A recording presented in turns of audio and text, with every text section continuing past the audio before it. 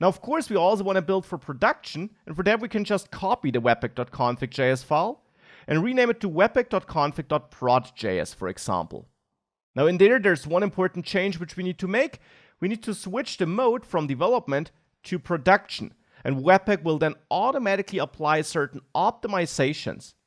In addition, I also want to change the dev tool and change that to none here, for example, to produce no source maps. With that, let's add a script in package.json, build::prod, for example, where we run Webpack. And now I just want to make sure that the right config file is picked up, which we can do by adding the --config webpack.prod.js flag here. This tells Webpack which file to use. If we now save this and run npm run build::prod, we have to add run here. Only start is a special script which works without it. We actually get an error here. I get an error that it fails to find that file, because it's config.prod.js.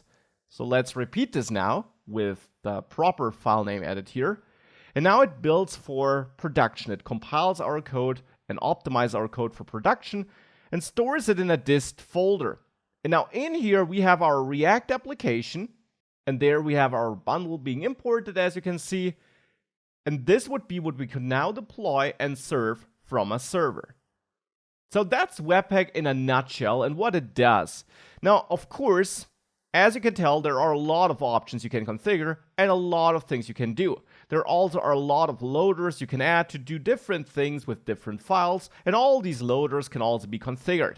Hence, the official documentation really is the place to go if you want to become a Webpack expert. To be very honest, I also would recommend that you just use Create React App. It's very powerful, and it does all this heavy lifting with a way more elaborate config actually under the hood, so that you can focus on the React code and you don't have to focus on this configuration. So unless you really are interested in that, there is typically no need to do that.